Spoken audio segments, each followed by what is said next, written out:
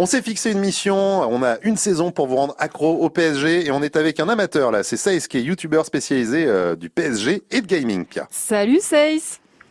Salut Pia, salut David. Bonsoir. Alors Saïs, vous avez une chaîne YouTube sur laquelle vous parlez du Paris Saint-Germain tous les jours. Vous parlez aussi de gaming, comme vient de le dire David, ça veut dire que vous parlez des jeux vidéo.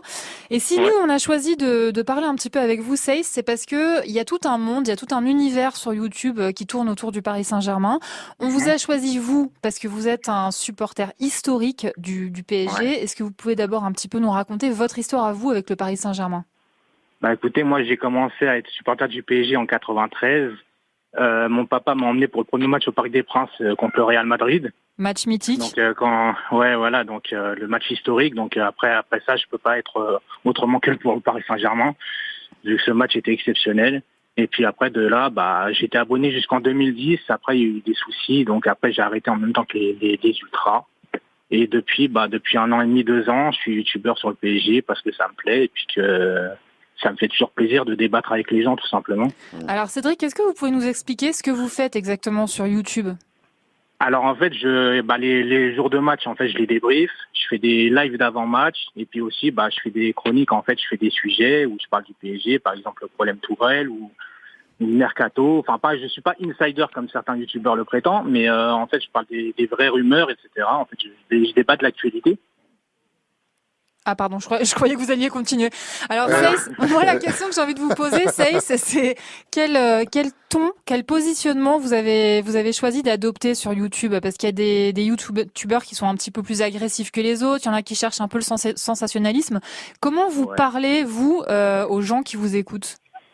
En fait, moi, j'ai plutôt pris la position de l'argumentation plutôt que l'euphorie, etc. C'est pour ça que j'ai très très peu de haters en fait sur ma chaîne. Alors les haters, on va rappeler, ça c'est les gens qui critiquent tout le temps, hein, les haters. C'est ça. Ouais. Et je rappelle même que j'ai même des Marseillais qui sont abonnés à ma chaîne. Ah oui. Donc, oui. Donc ça c'est fou. On les embrasse les Marseillais d'ailleurs. Ouais. Oui, vu que ça descend en ce moment, on les embrasse aussi. Bah oui, on pense à eux. Donc, alors, pas pour le foot, hein. On les évite pas, hein. Non, ça veut dire que assez rapidement, vous avez quand même parlé des youtubeurs qui prétendent qu'ils sont des insiders, et là vous évoquez les haters. Est-ce que ça veut dire que quand on a une chaîne YouTube et qu'on s'adresse aux internautes, il faut s'attendre à un peu de violence et à un peu d'agressivité ? Ah oui, en fait, quand je vois certains youtubeurs se plaindre, en fait, c'est quand on commence YouTube, normalement on sait où on met les pieds. C'est-à-dire qu'on connaît la violence des réseaux sociaux. Sans citer Twitter, par exemple, pour moi qui a un cancer des réseaux sociaux. Mais YouTube, c'est un peu la même chose. C'est-à-dire que faut se préparer à ça.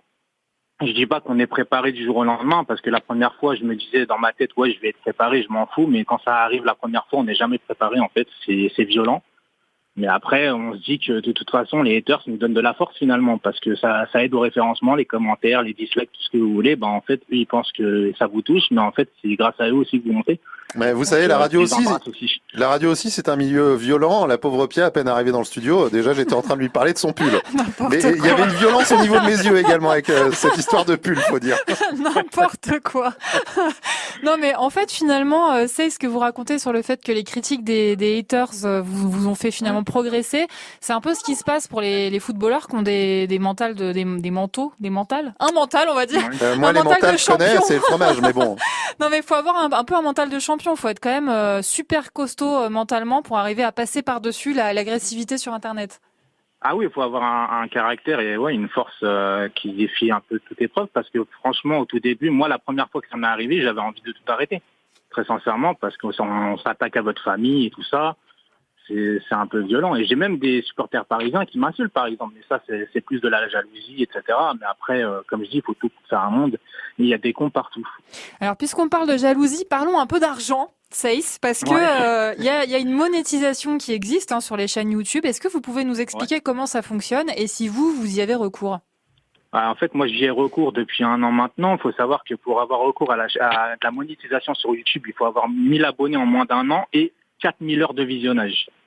4000 heures de visionnage, ça paraît rien pour certains, mais c'est énorme, parce que quand on commence sur YouTube, on fait même pas 200 vues, et pour arriver à 4000 heures de visionnage en 1 an, c'est énorme. Les gens, en plus, c'est la moitié de la vidéo, donc ça aide pas non plus. Donc voilà, et après, c'est monétisé. Ça veut dire que Et vous au niveau gagnez de l'argent à c'est chaque un fois qu'on gros regarde. fantasme. Vous gagnez de l'argent à chaque fois qu'on regarde une de vos vidéos, c'est ça?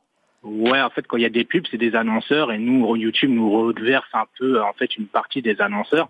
Mais quand j'entends dire des fois, ouais, je vais faire ma vie sur YouTube, c'est un grand fantasme parce que sans faire un peu de démago, c'est 1 euro les 1000 vues. Ouais, mais Donc, je sais pas si- du placement de produits, vous en faites ou pas? Je sais pas, vous essayez de placer des écharpes de l'OM à vendre, par exemple? LOL. Non, des paillassons. Des paillassons.